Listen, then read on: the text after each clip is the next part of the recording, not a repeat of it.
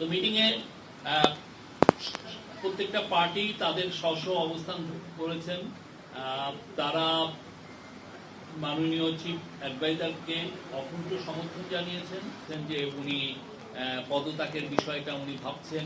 তো সে বিষয়ে তারা বলেছে পুরো আমরা সবাই চিফ অ্যাডভাইজারের নেতৃত্বে আস্থা আছে এবং তাকে অনুরোধ করেছেন যাতে উনি ওনার নেতৃত্বেই যেন বাংলাদেশে একটা ফ্রি অ্যান্ড ফেয়ার ইলেকশন হয়, ওনার নেতৃত্বে ওনাদের অকুণ্ঠ সমর্থন জানিয়েছেন।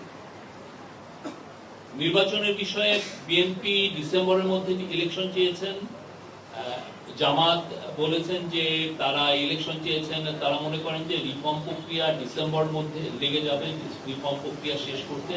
তো জামাত প্রফেসর ইউনূস যেটা বলেছেন, প্রফেসর ইউনূস আজকে তার ইলেকশন ডিসেম্বর থেকে জুনের মধ্যে হবে। তো জামাত তার টাইমলাইনকে সমর্থন জানিয়েছেন এবং বলেছেন যে এটা তাদের সমর্থন আছে।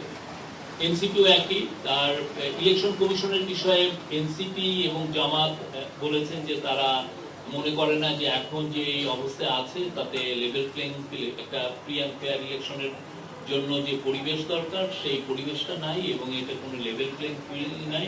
তারা জোর দিয়েছেন যাতে ইলেকশন কমিশনের সংস্কারের মাধ্যমে এটা লেভেল প্লেইং ফিল্ড ইনশিওর করা হয়। আর সংস্কারের বিষয়ে প্রফেসর আলিস রিয়াজ বলেছেন যে সংস্কার প্রক্রিয়া মে-জুলাইয়ের মধ্যে শেষ করে জুলাই চার্টারটা গৃহীত হবে এবং জুলাই প্রোক্লেমেশনের বিষয়েও আমাদের কাজ হচ্ছে এবং আমরা আশা করছি যে খুব দ্রুত এই কাজটা শেষ হবে। এই ছিল, আর অন্যান্য আর এগুলোই ছিল আজকের। এর বাইরে তেমন কোনো আমরা বলবো যে এগুলো আপনাদের প্রশ্ন নিচ্ছি। আপনারা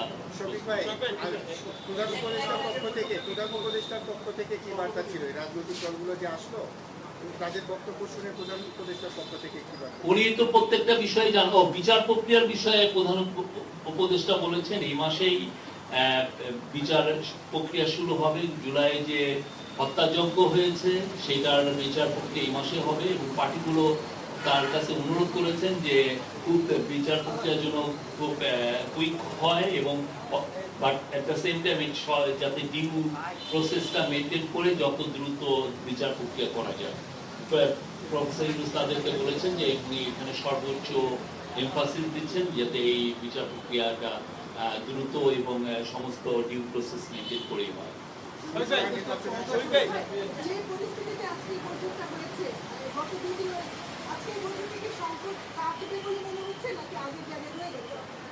এটা সংকটে কি হলো আমরা জানি না। এটা আমরা বলতে পারি যে আজকে খুবই সৌহার্দ্যপূর্ণ পরিবেশে বাংলাদেশের 3টি নেতৃস্থানীয় পার্টির সাথে আমাদের চিফ অ্যাডভাইজার মিটিং হয়েছে।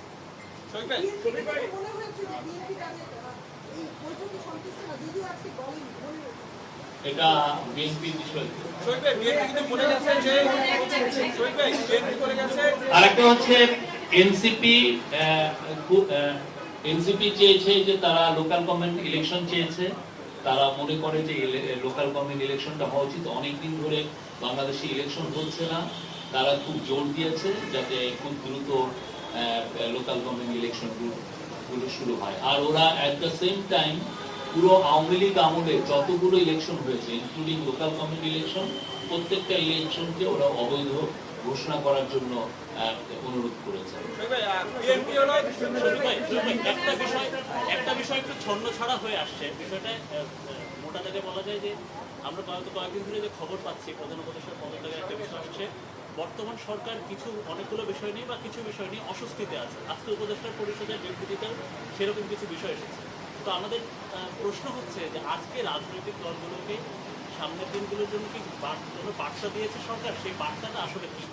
আমার মনে হয় যে বার্তাটা মূলত এসছে পলিটিক্যাল পার্টিগুলোর থেকে। তারা প্রফেসর ইউনূসের লিডারশিপের উপরে অকুণ্ঠ সমর্থন জানিয়েছেন। তারা বলেছেন তার লিডারশিপে সবার আস্থা আছে, পুরো জাতির আস্থা আছে। এটা প্রশ্নটা বিএনপি বলে গেছে ডিসেম্বরের মধ্যে নির্বাচন হবে, কিন্তু আপনাদের কাছে প্রতিক্রিয়া জানতে চাইছি, আপনারা কোনো প্রতিক্রিয়া জানাননি আমাদেরকে জানান। প্রফেসর ইউনূস বিএনপির ওই মিটিংয়েই বলেছেন যে ইলেকশন উনি ডিসেম্বর থেকে জুনের মধ্যে করবেন। উনি বলেছেন যে উনি জুন 30 কাট অফ টাইম, এর ওই পারে যাবে না। উনি এক কথার মানুষ, উনি যেটা বলেন সেই কথাটা উনি রাখেন। তিন উপদেশের বদলা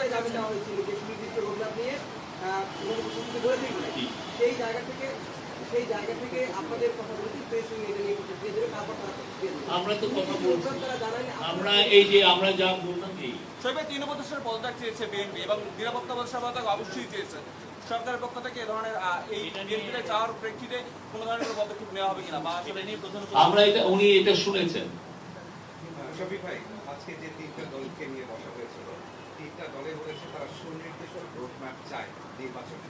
তো সেই জায়গা থেকে সরকারের পক্ষে সুনির্দিষ্ট রোডম্যাপটা আসলে কবে হবে? আমরা প্রফেসর ইউনূস বারবার বলেছেন ইলেকশন ডিসেম্বর থেকে জুনের মধ্যে হবে, এটা উনি বারবার বলেছেন। এবং কালকে অনেকগুলো পলিটিক্যাল পার্টি আছে, তাদের সাথে উনি আমার মনে হয় এই কথাটাই উনি বলবেন।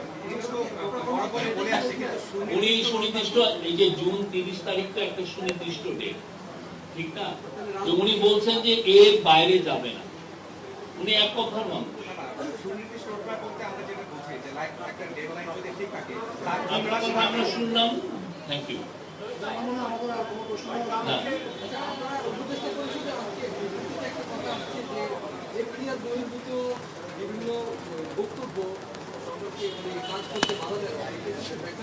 বিভিন্ন এটা আপনারা আমি যদি অ্যাডভাইজারি কাউন্সিল আবার নতুন কোন স্টেটমেন্ট দেয় তাহলে ব্যাখ্যা পাবেন।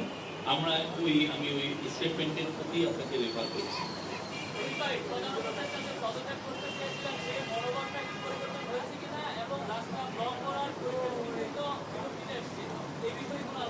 আমরা তো ওনার এই বিষয়টা পত্রিকা করেছি।